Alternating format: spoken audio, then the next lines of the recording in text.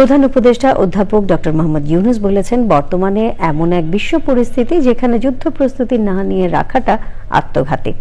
যুদ্ধে পরাজয়ের কোনো অপশন নেই মন্তব্য করে বিমান বাহিনীর বার্ষিক মহড়া অনুষ্ঠানে তিনি আরও বলেন, উন্নত বিশ্বের সঙ্গে তাল মিলিয়ে চলছে বাংলাদেশ বিমান বাহিনী। মোস্তফা মল্লিক জানাচ্ছেন। বান্ডেল থাকলে প্রতি সেনমানিতে টাকা বাঁচবে। বিকাশ সেনমানি বান্ডেল কিনে জিতুন প্রতি লেনদেনে।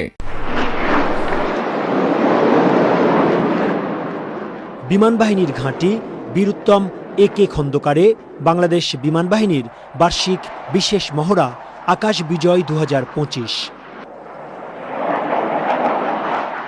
যুদ্ধ বিমান, পরিবহন বিমান, helicopter, unmanned aerial vehicle, radar ও অন্যান্য আকাশ প্রতিরক্ষা ব্যবস্থা সহ সংশ্লিষ্ট ইউনিটগুলো মহড়ায় অংশগ্রহণ করে। মহড়া শেষে দিক নির্দেশনামূলক বক্তব্য দেন প্রধান উপদেষ্টা অধ্যাপক ইউনূস। বলেন, বিশ্ব পরিস্থিতির বিবেচনায় যুদ্ধের প্রস্তুতি রাখা প্রয়োজন। অনেকের মতো আমিও যুদ্ধবিরোধী মানুষ। পৃথিবীতে যুদ্ধ হোক এটা আমরা কামনা করি না।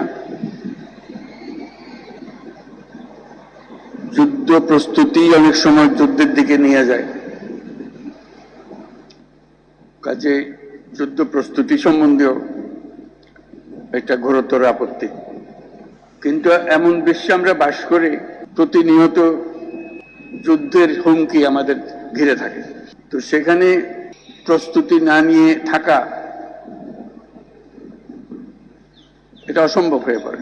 এখন আমরা যখন কথা বলছি তখন আমাদেরই কাছে ভারত পাকিস্তান যুদ্ধ হই হই অবস্থার মধ্যে রয়ে গেছে। এরকম পরিস্থিতিতে আমরা বাস করি।